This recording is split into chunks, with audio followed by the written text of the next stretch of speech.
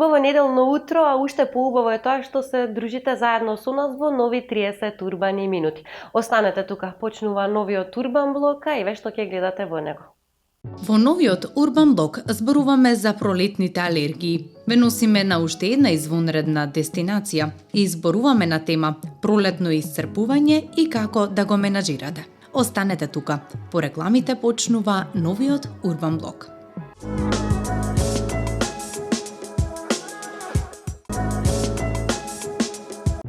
Пролетта ни пристигна. Ја разживеа природата и донесе многу убави пејзажи. Но донесе и едни непријатни алергии кои тоа како можат да ни го попречат секојдневното функционирање. Иритација на очите, носот, грлото, постојано течење на носот, кивање, кашлање, чешање и печење на очите. И тоа сето дефинитивно го нарушува секојдневието. Како да ги превенираме, но и како да ги менаџираме алергиите?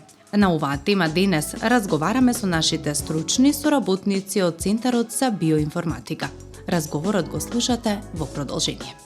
Јас би зборнал околу квалитетот на живот, односно алергиите како влијаат на неквалитетот на живот. Малце тоа се потценува, обично кога некој ќе е дијагностициран со некаков вид на алергија, тоа се смета дека е локален проблем на респираторниот горен систем и се решава со антихистаминик или локално кортико. Што во основа не е така, него е многу поопширен проблем. Значи не само што делува психоемоционално, не само што делува физички, него делува и генерално на целиот квалитет на живот. Затоа што еве да земеме еден пример за некој кој што е активен спортиста, кој што би имал алергија на да речеме на некој полен сезонска алергија. Апсолутно не може да го оптимизира неговото тело, не може да ги постигне тие резултати што би можел да ги постигне кога би немал таков проблем. Не е само дишењето, нарушен е квалитетот на сонот, нарушен е генерално или целиот квалитет на функционирање. Така да тоа е. Да, јас тука само би се уфрлила и да би рекла дека тоа не мора да биде само спортски активен, него кај секој човек. Без разлика, да. Независно од возраста, како што треба човекот. Значи нарушување на функционалноста е од моментот на вдишување, односно неможноста да тоа го направи добра, сите оние пропратни симптоми кои што ја следат алергијата, од кивањето, солзењето, секрецијата и го нарушуваат целиот квалитет на живењето и нормалното функционирање. Ке кажеме носот е во прашање. И тоа како важно. Така да алергијата според мене е нешто што навистина сериозно го нарушува квалитетот на живењето. Можеби не ја сваќаме дека е сериозна, затоа што тоа се само симптоми кои што имаат сезонски карактер и не е баш така. Да, не е смртоносна, но е. Да, се одразува дефинитивно на квалитетот на животот и оној кој што ја имал и ја почувствувал и успеал да се реши, знаеш која е предноста, уствари кога ќе го најдете решението за алергијата. Да, иако ние во класичната медицина повеќе употребуваме она што симптоматско, да ги намалиме симптомите, но секогаш има можност да направите многу повеќе од тоа само да ги исклучите симптоми. Да, дефинитивно. Значи станува збор за еден системски проблем, односно имунолошкиот систем не е така како што се кажува дека работи со зголемена функција. Не е точно, работи со намалена функција и станува збор за дисфункција на имунолошкиот систем. Да, не е таа тешка дисфункција, но сепак дава голем импакт на севкупниот, како што кажавме, да не се повторуваме, квалитет на живот. Така да во суштина ние овдека многу едноставно ја решаваме, голем проблем кој што едноставно се решава. За луѓето кои што немаат алергија, јас што би рекла, како би можело да ги разбереме сите оние кои што имаат сезонска алергија. Замислете кога е човек кога ќе заболи од некаква вироза. Замислете една недела ние не можеме да поднесеме да бидеме настинати, болни, запнат нос, не можеш да дишеш, ноќе не можеш да спиеш, стануваш. Тоа е во нашиот живот за луѓето кои што немаме алергија, а вирозата не може да не одмине една недела. Постојат луѓе кои што имаат алергија целогодишна. Тоа е неподносливо. А сезонскива алергија, особено овие сега, кога ќе почнат да цветат сите дрвја, како сега времето кога се затоплува, тие се уште поинтензивни отколку оние кои што се целогодишни. Со страшно многу секрет од сите слузници, чешање на очи, не може да вози, нема фокус, не може да диши. Пропратно со алергија, со долго време веќе, како да кажам, нетретирана и веќе Целогодишните ескалирана алергии алергија. да. Да. После се продлабочуваат и во психолошкиот и емоционалниот дел. Влијаат на психолошка состојба, тие луѓе имаат повеќе депресија, се нерасположени. Анксиозност, напади на паника многу пати се случува. Апсолутно, Да. затоа што многу често самата алергија оди веќе понатаму пропратно со астма и преминува во астма, во алергиска Да, астма. дури да нема астма, тежнатото дишење кај човекот Прави е се тригер тоа, да. за оној момент каде што он ќе се исплаши за неговиот живот, недостаток на воздух. Тоа е тој тригер кој што често се случува околу нападите на паника. Видете, и самата астма, значи исто така, човек кој што не доживеал што значи да се бориш за воздух, не знае што значи да се бориш всушност за живот. Тоа е многу страшно, многу нема контрола, сите стрес хормони се качуваат многу високо. Тука веќе не зборувам за квалитет на живот. Тие луѓе, кога ќе дојде некој инвалидитет може да се ќе дојде и ќе каже имам алергија, ние од наша страна, од наш аспект, нели ќе кажеме, видете, тоа е многу лесна состојба која што лесно се третира, се можеме да донесеме во нормала, може да исчезне алергијата преку ноќ и самата астма, но за тие луѓе тоа веќе не е живот, затоа што и самите антихистаминици додека ги пијат, може и да не помогнат, земаат спрееви за дишење. Да, стероидите исто имаат нели други секундарни, како да кажам, компликации и нус ефекти кои што ги даваат. Не е само нели килажата, него настанува целосна нервоза, висок притисок може да се појави. нарушување на целиот ендокрин систем, односно хормонален систем во организмот. Во суштина алергијата треба да ја сватиме малку посериозно, затоа што нарушувањата што ги прави се многу поголеми. И јас би рекла, таа е болест на 21 век.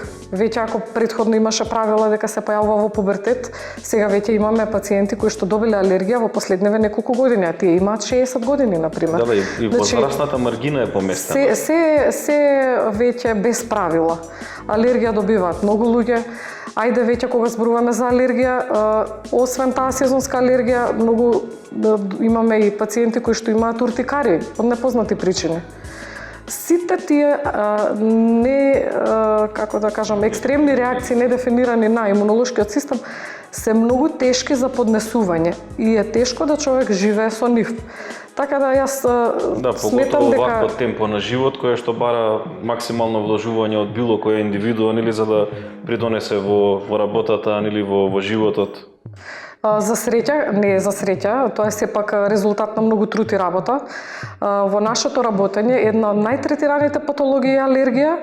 Може комплетно да се врати имунолошкиот систем во нормала, како и сите овие системи кои што страдаат поради таа алергија, што значи апсолутно може човек да живее нормално, без алергија, без астма, без терапии, да не се повторува. Ако била премногу силна алергија, може би ќе се коригира до некоја фаза да има многу блага реакција и ќе е потребна уште една терапија, меѓутоа, секоја алергија може да се истретира комплетно и да се излекува. Зависи на фактор време. Некои алергии се решаваат буквално за месец дена, некои се потребни дури пола година и година. Значи, многу фактори се. Возраст, општа здравствена состојба, нели некогаш не е само алергијата проблем, него има и други некои нели секундарни заболувања, проблеми, возраста на човекот, значи зависност. Така да, отприлика речено, 1 месец до 6 месеци или година дена зависност, нели тоа се ретки случаи, се потребни за да се комплетно се реши. Да, кај поедноставни случаи нормално и со една корекција од 45 дена комплетно се коригира алергијата. Пролетта е можеби една од најубавите годишни времиња, но исто така и период од годината кога се будат најразлични алергии, како и пролетна исцрпеност. А како да го победите сето ова? Дознавате во прилогот кој следува во продолжение. Спиете 7 до 8 часа и се уште сте уморни. Се чувствувате уморни од работа, домашни обврски или едноставно од се. Вие не сте единствените. Ви ги откриваме причините за ваквата состојба, но и решение како да го надминете ова. Синдромот на хроничен замор обично се појавува по некоја вирусна инфекција, од која се чини дека не сме целосно закрепнати. Се карактеризира со пад на имунитетот и депресија, а често е придружена со благо, постојано болно грло и главоболка, слаба концентрација и општа летаргија. За жал не постои вистинска терапија. За да откриете дали го имате овој синдром или причината за постојаниот замор е нешто друго. Треба да направите комплетни тестови на крвта, хормонален статус, преглед на урина, рентген и бели дробови, гинеколошки преглед, мамографија и така натаму. Сликањето, боењето и другите уметничките активности го забавуваат дишењето и очекувањето на срцето, па затоа се исто толку корисни како и медитација. Но не обидувајте се да бидете уметник, уживајте во она што го правите. Досадата ги обзема нашите животи кога паѓаме во рутина, но удобноста понекогаш може да биде дестимулирачка и да направи да се чувствувате уморни. За да го поправите ова, направете нешто ново. Дури и малите промени како бегство на ден-два од градот во некоја нова средина може да действуваат како стимул и да го размрдаат вашиот систем. Имате и алергии. Сватете ги алергиите како непоканети гости со кои вашето тело се бори. Доколку ве нападнат алергени како полен, одредена храна или прав, веројатно ќе имате потешкоти и со дишењето и кивање, па дури и нема да можете да заспиете. Не е ни чудо што се чувствувате уморени по ова. За да ги поправите работите, повторно тестирајте се, затоа што можеби сте алергични на нешто за што се уште не знаете. И земете соодветни лекови. Изгледа малку контрадикторно, но и доколку се предозирате со кофеин, може да си предизвикате замор. Една доза кафе наутро е доволна, меѓутоа кога ќе помине, повеќето луѓе обично посегнуваат по уште поголема доза на кофеин. Кафето ќе го забрза вашето срце, ќе ви го зголеми крвниот притисок и ќе ви го попречи сонот. За да избегнете предозирање со кофеин, земете шолја чај како алтернатива. Анемичните луѓе немаат доволно црвени крвни зрнца кои се одговорни за транспорт на кислород во телото. Луѓето со анемија имаат потешкоти да се концентрираат и имаат помалку енергија. За да ги подобрите работите, повторно проверите вашата крвна слика и земајте храна богата со железо, месо, спанаќ, калинка, црвени сокови, а по консултација со вашиот лекар, додатоци на железо во комбинација со витамин С. Ви треба повеќе енергија, подобрете ја циркулацијата. Понекогаш се чувствувате целосно исцрпено, а вашите работни перформанси се слаби. Ова често се должи на проблеми со циркулацијата, кои главно се предизвикани од нискиот крвен притисок. Еве неколку предлози како да се справите со нискиот крвен притисок. Ставете перница под главата кога ќе легнете во кревет. На овој начин ќе избегнете вртоглавица. Завршете го туширањето со студена вода. Наизменичното туширање со топла и студена вода ги зајакнува крвните садови. Поради брзите промени на температурата, тие брзо се шират и се собираат, па полесно се прилагодуваат на надворешните влијанија. Туширањето секогаш завршувајте го со студена вода. Ефектот ќе биде уште подобар ако ја масирате кожата со сува четка во правец на срцето. Студеното туширање на рацете и нозете исто така го активира и нервниот систем и го зголемува крвниот притисок. Јадете помалку и почесто. Крвниот притисок е најнизок во текот на првиот час по јадењето. Паѓа затоа што на органите за варење им е потребна крв за да ја извршат својата функција. Овој ефект е послаб доколку јадете помали порции на храна. Избегнувајте алкохол. Алкохолот има неколку негативни ефекти. Го поттикнува исфрлањето на течности од телото. Ја попречува работата на центарот за рамнотежа во мозокот и го успорува срцето. Освен тоа, негативно влијае и на малите нерви кои се одговорни за стеснување на крвните садови, поради што симптомите на циркулаторните нарушувања се влошуваат.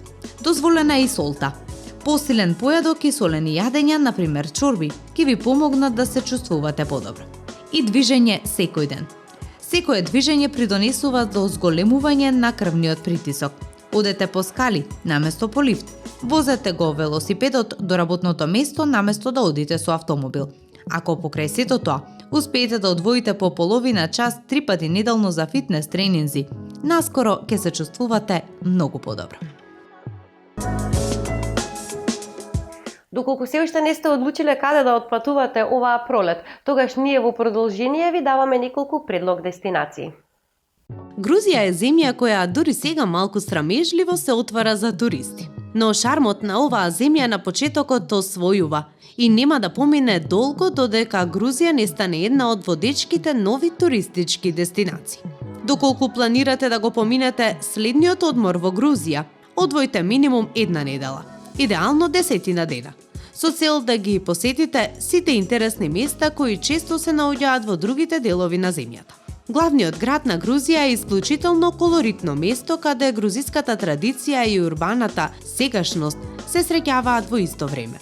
Како никаде на друго место во Грузија ќе доживеете поголем метеж на улиците, ќе почувствувате што носи иднината за оваа земја, но и ќе видите низ што поминала Грузија во својата историја. Тбилиси не е голем град и не ви треба еден ден за да ги посетите неговите главни знаменитости. Меѓутоа, бидејќи голем број дневни патувања тргнуваат токму од тука, тоа ќе биде ваша база за истражување на дел од земјата. Името на главниот град на Грузија во превод значи топло, а се однесува на извор на топла, сулфурна вода околу која се изградени бројни бањи, кои овозможуваат вистинска релаксација по напорниот ден. Овој град има долга традиција на велнес, па штета е да се биде во градот, а да не се одвои барем неколку часа за да се опуштите. Јавните бањи се најевтини, но мажите и жените се одвоени. Можете исто така да резервирате онлайн приватна соба која се состои од топла сулфатна бања, студена бања и сауна. Опција која ние би ја одбрале, која обично може да собере до 6 лица. За 20 лари организирајте традиционален грузиски третман со пилинг, кој е навистина интересно велнес искуство. Уплицике е една од главните атракции на Грузија и е пештерски град, кој бил големо паганско светилиште. Ископувањата покажале дека е создаден веќе од 4 век пред нашата ера, додека во време на грците и римјаните можел да прими и до 20.000 жители. Подоцна тоа станало само место каде живееле некои свештеници, а бил уништен во 13 век. Фасцинантно е да се шета низ необичните улици, скали и одаи, а гледката од Карпите е незаборавна. Градот Гори е познат по Сталин, кој е роден таму. Во градот има голем музеј посветен на овој диктатор, но за жал повеќето работи не се преведени и се состојат главно од фотографии. Пред музеот се наоѓа неговото родно место каде и возот што го користел за сите патувања поради стравот од летање. Гори е на пат до или од Дуплицике, па можете да застанете и да го посетите по пат. Доколку не сте љубители на историјата, слободно прескокнете го музеот. На врвот на живописниот рид се наоѓа убав манастир, кој нуди прекрасен поглед на градот. Тој е еден од најубавите примероци на типична, постара грузиска архитектура, а изградбата е завршена во 7 век. Мцхета, поранешниот главен град на Грузија, се смета за еден од верските центри. Овој град има долга историја, дури 5000 години. Главната атракција е катедралата, една од најимпресивните во цела Грузија. Денес овој град е малку повеќе од мало село, но голем број грузици се уште ја посетуваат катедралата, која е од големо историско и религиозно значење за оваа нација. Регионот Казбек е дефинитивно една од водечките грузиски атракции. Повеќето од фотографиите кои го обиколија светот и послужија како реклама за Грузија, покажуваат мала црква на врвот на рид, обкружена со планински масиви. Па таа црква се наоѓа во регионот Казбек. Сите љубители на природата нема така лесно да го заборават овој дел од Грузија. На поранешниот воен пат кој минува низ овој регион па се до руската граница, во 1983 година е подигнат руско-грузиски споменик во знак на пријателство на овие два народи, но всушност е одличен пример за советска манипулација. На него се прикажани руската и грузиската историја и традиција, а она што го прави овој споменик е уште поинтересен е импресивната локација на која е поставен.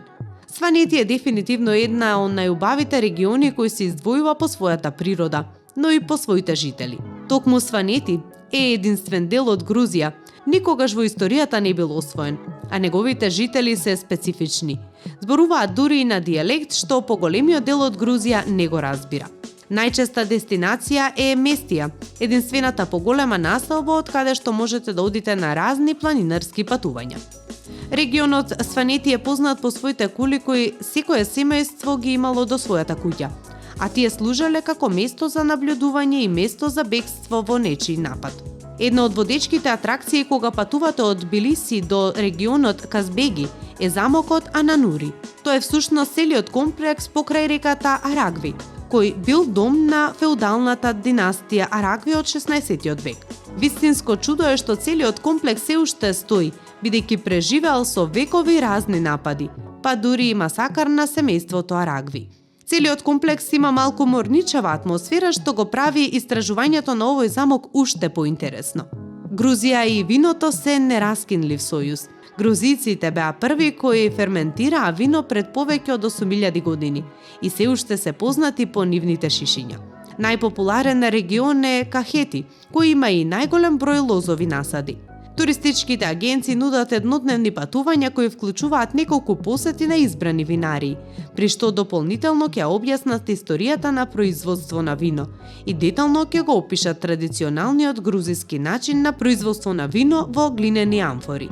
Ваше е само да посакате и можете веднаш да се најдете на едно од овие прекрасни места во Грузија, држејќи чаша полна вино.